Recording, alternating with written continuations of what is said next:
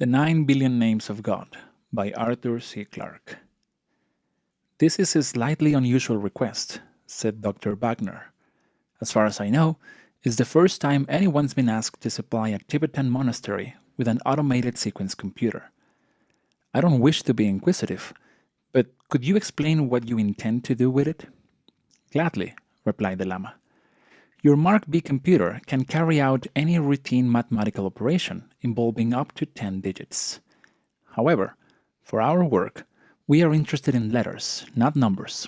As we wish you to modify the output circuits, the machine will be printing columns of words, not figures.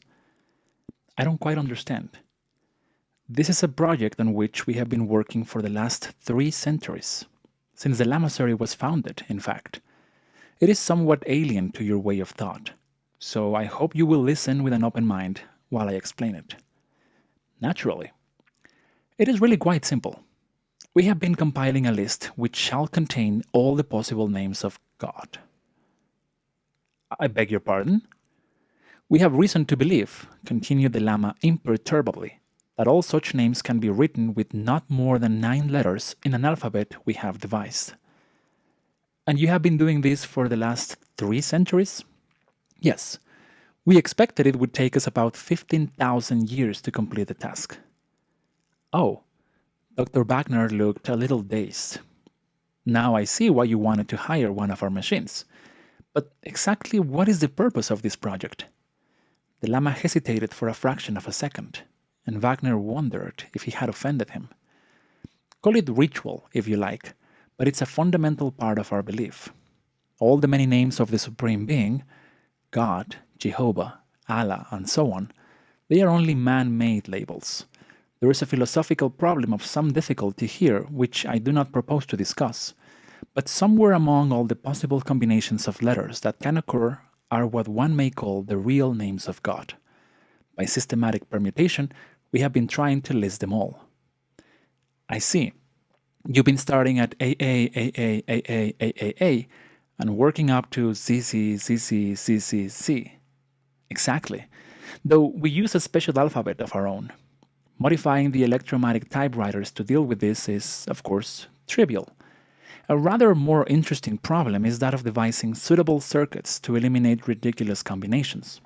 For instance, no letter must occur more than 3 times in succession. Luckily, it will be a simple matter to adapt your automated sequence computer for this work, since once it has been programmed properly, it will permute each letter in turn and print the result. What would have taken us 15,000 years, it will be able to do in 100 days.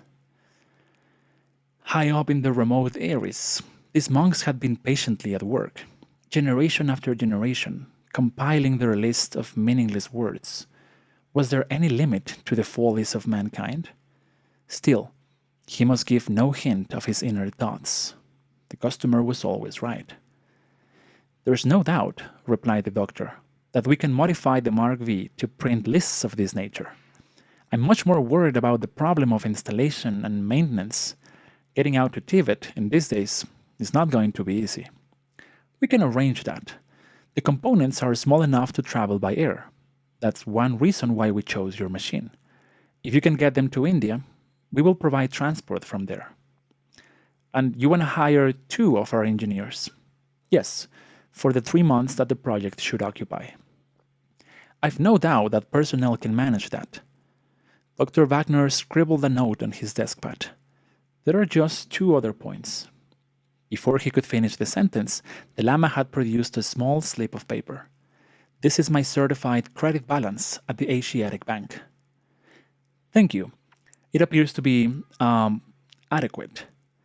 The second matter is so trivial that I hesitate to mention it, but it's surprising how often the obvious gets overlooked.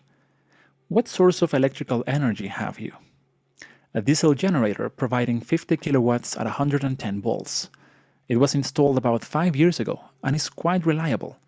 It's made life at the Lamasery much more comfortable. But of course, it was really installed to provide power for the motors driving the prayer wheels. Of course, echoed Dr. Wagner. I should have thought of that. The view from the parapet was vertiginous, but in time one gets used to anything.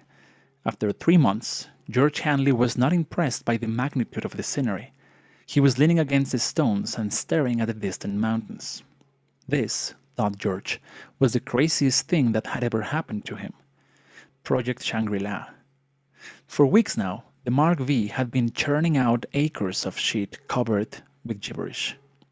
Patiently, the computer had been rearranging letters in all their possible combinations, exhausting each class before going on to the next. As the sheets had emerged from the electromatic typewriters, the monks had carefully cut them up and pasted them into enormous books. In just another week, heaven be praised, they would have finished. One of his recurring nightmares was that there would be some change of plan, and that the High Lama, his real name was Sam Jaffe, would suddenly announce that the project had been extended to approximately AD 2060.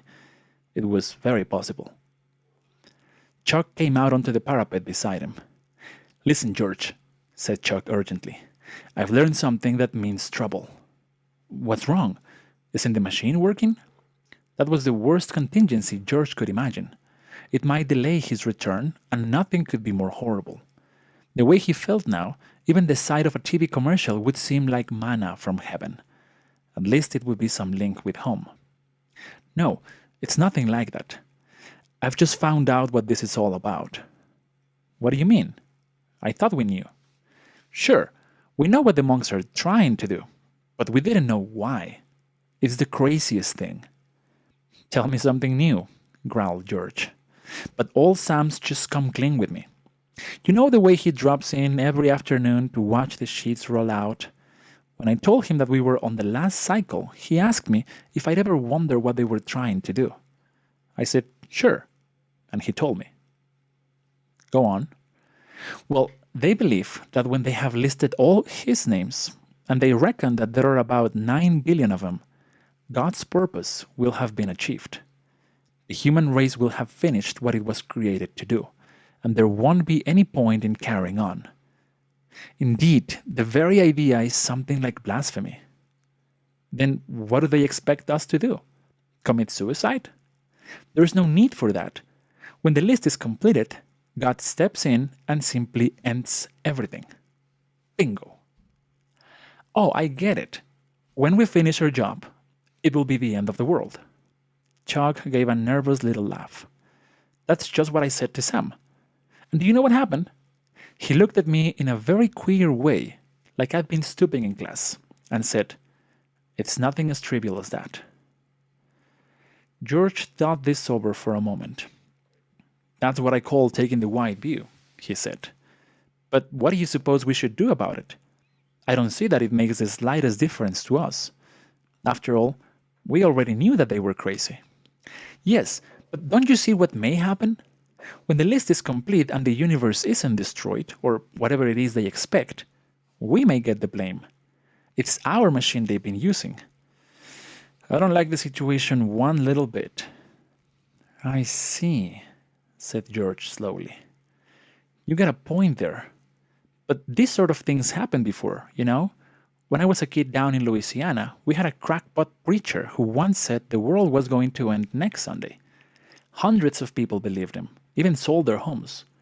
Yet when nothing happened, they didn't turn nasty, as you'd expect. They just decided that he'd made a mistake in his calculations and continued believing. I guess some of them still do." "Well, this is in Louisiana, in case you hadn't noticed.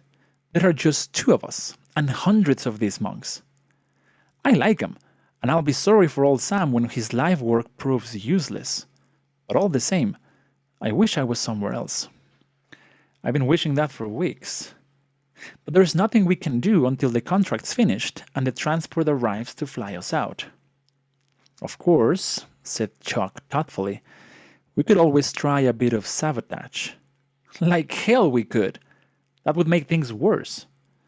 "Not the way I meant. Look at it like this.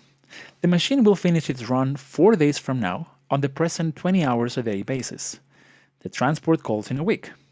Okay, then all we need to do is to find something that needs replacing during one of the overhaul periods. Something that will hold up the works for a couple of days. We'll fix it, of course, but not too quickly. If we time matters properly, we can be down at the airfield when the last name pops out of the register. They won't be able to catch us then. I don't like it, said George. It would be the first time I ever walked out on a job. Besides, it would make them suspicious. No, I'll sit tight and take what comes. I still don't like it, he said, 7 days later, as the horses carried them down the winding road. And don't you think I'm running away because I'm afraid? I'm just sorry for those poor old guys up there, and I don't want to be around when they find out what suckers they have been. Wonder how Sam will take it? It's funny, replied Chuck. But when I said goodbye, I got the idea he knew we were walking out on him, and that he didn't care because he knew the machine was running smoothly, and that the job would soon be finished. George wondered, would the monks smash up the computers in their rage and disappointment, or would they just sit down quietly and begin their calculations all over again?